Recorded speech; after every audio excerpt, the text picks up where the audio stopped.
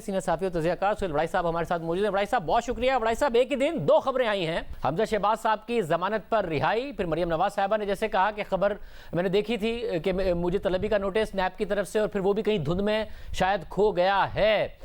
अच्छा, मरियम नवाज साहबा कह रही हैं 1 और 1 11 हो जाएंगे जब हमजा शहबाज साहब बेल पर वापस आएंगे, मगर आपको लगता है कि वाकई 1 और 1 11 होंगे? क्योंकि माजी में इख्तलाफात की खबरें सामने आती रहीं, बयानिए की में फ़र्क की खबरें सामने आती रही। शहबाज शरीफ और हमजा शहबाज का ज़ाहिर एक अलग बयानिया है, फिर वो दोनों ही अंदर चले गए थे। मरियम नवाज ने पार्टी में डोमिनेट किया नजर आ रही हैं। आपको लगता है 1 और 1 11 ही होगा?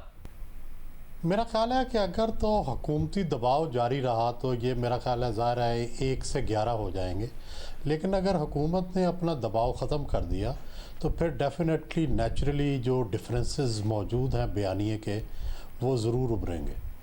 अच्छा, मगर क्या ये भी हो सकता है कि 1 और 1 11 का मौका ही ना मिले, एक बाहर आए तो दूसरा अंदर चला जाए? देखें, ये तो जाहिर है कि दोनों के बयानिए बिल्कुल फ़र्क हैं, और शहबाज शरीफ और हमजा शहबाज शरीफ हालांकि बड़ा लंबा जेल में रहे हैं, ख़ासकर हमजा, लेकिन उन्होंने अपना बयानिया नहीं बदला। अब भी वो यही चाहते हैं कि इस्टेब्लिशमेंट के साथ मुसालियत से कोई रास्ता निकाला जाए।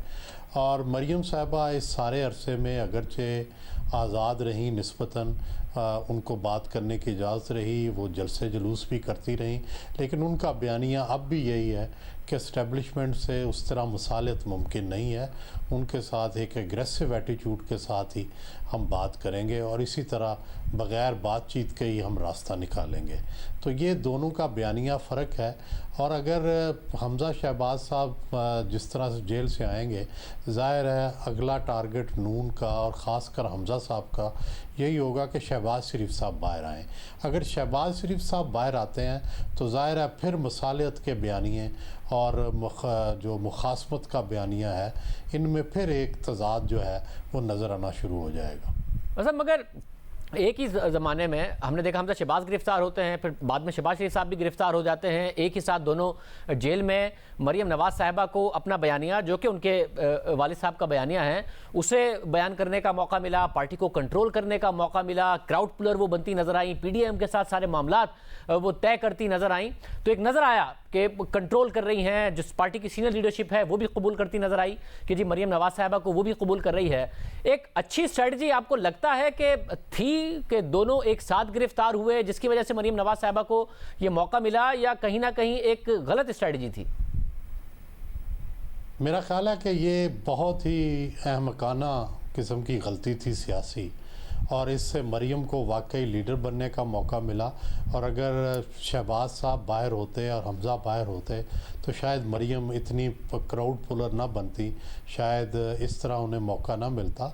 लेकिन दूसरी तरफ खान साहब का या जो PTI है उनका टारगेट ये लगता है कि उन्होंने 2 लोगों को ख़ास कर टारगेट पे रखा हुआ है। वो चाहते ये हैं कि शहबाज शरीफ और शायद खाकान अब्बासी जो है वो टारगेट पे रहें, क्योंकि खान साहब को या वज़ीर आज़म को ज़्यादा ख़तरा इन दोनों शख्सियात से है, क्योंकि ये दोनों इस्टेब्लिशमेंट के करीब होकर उन्हें नुकसान पहुंचा सकते हैं। उन्हें मरियम से इतना ख़तरा नहीं लगता, क्योंकि वो समझते हैं कि मरियम और इस्टेब्लिशमेंट के दरमियान कोई अभी मुफाहमत का रास्ता नहीं खुला, इसलिए उनसे वो ख़तरा महसूस नहीं करते।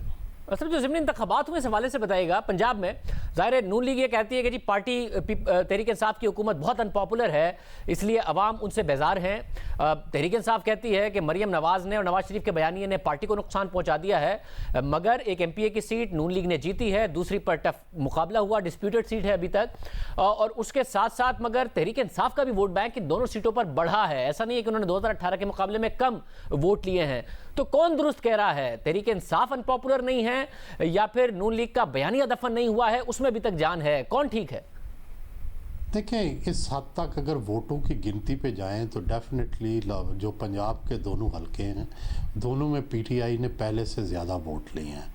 और जो असल में दोनों जो हलके हैं, नेशनल असम्बली का भी और सूबाई असम्बली का की, इनके दोनों में जो इससे पिछला इलेक्शन हुआ था उसमें 3 वे कॉन्टेस्ट था।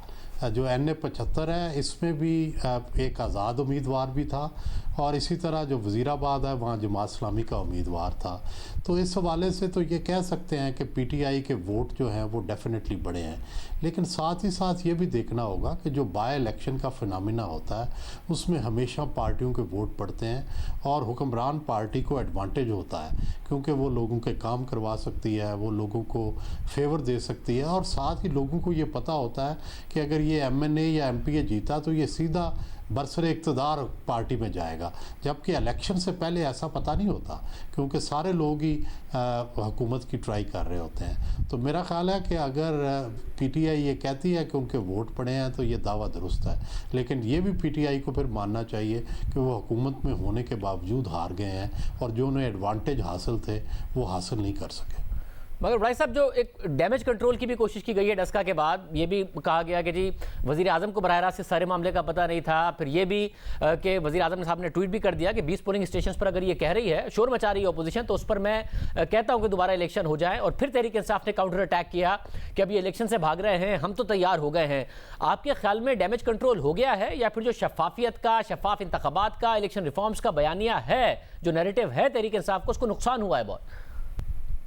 मेरा ख्याल है नेगेटिव मैसेजिंग हुई है और दूसरा फिर जब इलेक्शन कमीशन ने उसका नोटिस लिया है तो उससे तो ये साबित हो गया है कि एडमिनिस्ट्रेशन ने जो भी किया है या जो भी उम्मीदवार ने किया है उसको अच्छी नज़रों से जो रियासत है उसने नहीं देखा और नोटिस लेके अगर 20 हलकों का या सारे हलके का भी दोबारा इलेक्शन हो जाता है तो ये PTI की सुबकी होगी, इससे कोई अच्छा मैसेज नहीं गया।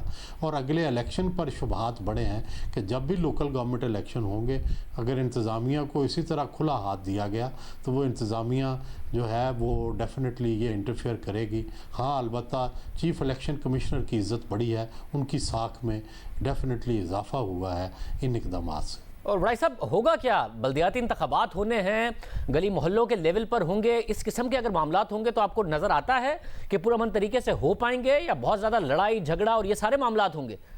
मेरा ख्याल है डेफिनेटली लड़ाई झगड़े होंगे, बड़ा टफ कॉन्टेस्ट होगा, एक एक वोट पे लड़ाई होगी, लेकिन असल बात यह है कि शहरों के अंदर अभी भी नून लीग जो है वो ताकतवर है। ये हमने डस्का में देखा, हमने वज़ीराबाद सिटी में देखा, ये हम हर शहर में देखेंगे। देहात के अंदर कॉन्टेस्ट होगा दो ग्रुपों में, जो जिस तरह के दो धड़े होते हैं, लेकिन शहरों का PTI क्या करेगी क्योंकि शहरों के अंदर भी तो ज़ाहिर है लोकल गवर्नमेंट करवाने पड़ेंगे। बहुत शुक्रिया।